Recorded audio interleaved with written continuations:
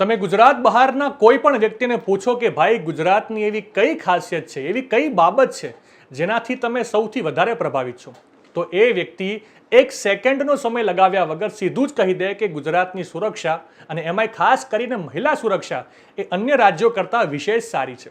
પણ સત્ય કંઈક અલગ છે અને શું છે એ તમને અને મને બધાને ખબર છે. આપણા ગૃહમંત્રી હવે જ્યારે જાહેર મંચ પરથી શાંતિ, સુરક્ષા અને સલામતીની વાતો કરે, મહિલા સુરક્ષાની વાતો કરે, ત્યારે હવે એ વાતની જગ્યાએ ખાલી ડાયલોગ બોલાતા હોય એવું લાગે. ગુજરાતમાં છેલ્લા કેટલાક સમયથી બની રહેલી મહિલાઓ અને બાળકીઓ સાથેની ઘટનાઓએ કાયદા અને વ્યવસ્થાના લીરે લીરા ઉડાડી દીધા છે. શાંતિ, સુરક્ષા અને સલામતીની વાતો ખાલી ટેગલાઇન પૂરતી અને શોભાના ગાંઠિયા જેવી દેખાઈ રહી છે અને તેના કારણે જ હવે કાયદા વ્યવસ્થા પર કોઈને ભરોસો રહ્યો નથી. દાહોદ, ભરૂચ, વડોદરા, સુરત હોય કે ગુજરાતનો કોઈ પણ ખૂણો હોય, મહિલાઓ અને બાળકીઓ સાથે દુષ્કર્મની ઘટનાઓ સતત બની રહી છે. આપણી સરકાર કાયદો વ્યવસ્થા ભર ઊંઘમાં લાગે છે ત્યારે અમરેલીથી આવી જ એક ઘટના સામે આવી છે, જેમાં એક શાળામાં શિક્ષક દ્વારા જ વિદ્યાર્થીનીઓ સાથે દુષ્કૃત્ય આચરવામાં આવ્યું. આ મામલે ધારાસભ્ય જિગ્નેશ મેવાણીની પ્રતિક્રિયા સામે આવી છે અને તેમણે તો સરકારને ચેલેન્જ પણ કરી નાખી છે.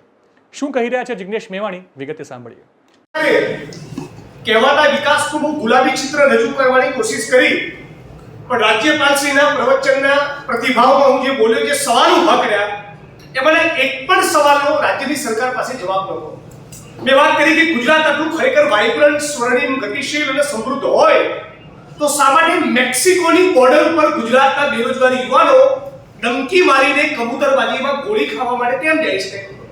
અને રાજ્યની સરકાર આવા લોકો ડિપોર્ટ કરીને જ્યારે પાછા આવે છે ત્યારે આ લોકો જનતા સાથે કે મીડિયા સાથે વાત ન કરી શકે એના માટે એમના મોઢા ઉપર રૂમાલ બાંધીને જ્યારે કોઈ સંદિગ્ધ કામગીરી કરી પાછા આવ્યા હોય એ રીતે એમને કોઈ ખૂણામાં ધકેલી દે છે. એટલે રાજ્યની સરકાર ખાલી પડેલા સરકારી પદોમાં ભરતી ના કરે, બેરોજગારીના પ્રશ્નનું સમાધાન ના કરે ત્યાં સુધી ગુજરાતના યુવાનો આ કબૂતરબાજીમાં મરવા માટે મેક્સિકો જવા માટે મજબૂર બનીને રહેવાના છે. સાથોસાથ આજે પ્રસ્તુતિ કરી દરમિયાન મારો એક સવાલ હતો ખાણ ખનીજ વિભાગને લઈને. સુરેન્દ્રનગર જિલ્લાના સાયલામાં, ચોટીલામાં, મૂડીમાં એક ન્યૂઝ ચેનલના મહિલા પત્રકારે બહુ મોટો એક્સપોઝ કર્યો થોડા દિવસ પહેલા કે ભૂગર્ભ કૂવાની અંદર ટ્રોલી લઈને માણસ બીજા કૂવા સુધી જઈ શકે એવી સુરંગો બનાવેલી છે ઇલીગલ માઇનિંગ માટે. શું રાજ્યની સરકાર આવા ખનીજ માફિયાઓની સામે ગુસ્સી ટોકનો કાયદો લગાડવા માંગે છે? સરકારની વિરુદ્ધ લડનારા એક્ટિવિસ્ટોની સામે ગુસ્સી ટોકનો કાયદો લગાવે છે, પણ ગુજરાતને લૂંટી રહેલા, સુરેન્દ્રનગરને લૂંટી રહેલા આ બેફામ પડેલા ખનન માફિયાઓની સામે શું રાજ્યની સરકાર ગુસ્સી ટોકનો કાયદો લગાવવા માંગે છે? આ મુદ્દે પણ રાજ્યની સરકાર પાસે કોઈ જવાબ નહોતો. નકલી કચેરીની પણ વાત કરી, પીએસઆઈ, પીઆઈ, ડીવાયએસપી નકલી, નકલી અદાલત, સિંચાઈ વિભાગની કચેરી નકલી, નકલી જજ.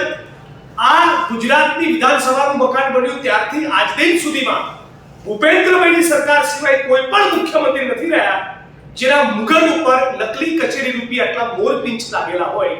તમારો સવાલ હતો કે શું રાજ્યની સરકાર આ નકલી કચેરી વાળા તમામ પ્રકરણોની ટ્રાયલ એક વર્ષમાં સ્પેશિયલ કોર્ટમાં પૂરી કરવા માંગે છે? આ મુદ્દે પણ એમણે કોઈ જવાબ નહીં આપ્યો. આજે બહુ એક અનફોર્ચ્યુનેટ, કમનસીબ, ચિંતાજનક ઘટના આપણી સામે આવી છે. એ છે અમરેલીના એક શિક્ષકે કેટલીક માસૂમ બાળકીઓ સાથે છેડા કર્યા, દુષ્કર્મ કર્યું, એની ફરિયાદ સામે આવી છે. અત્યંત ચિંતાજનક વિષય છે.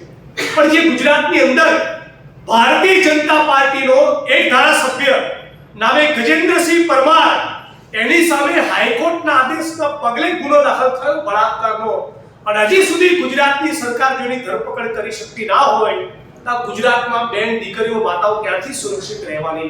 અને એટલા માટે મેં રાજ્યની સરકારને ચેલેન્જ આપી કે 27 માર્ચના દિવસે જ્યારે ગુજરાતની વિધાનસભાનું સત્ર પૂરું થાય, એનો સૂર્યાસ્ત થાય ત્યાં સુધીમાં જો તમારામાં પાણી હોય તો આ બળાત્કારના ભાજપના આરોપી, ભાજપના ધારાસભ્ય જે બળાત્કારના આરોપી છે ગજેન્દ્રસિંહ પરમાર, એની તમે ધરપકડ કરીને બતાવો.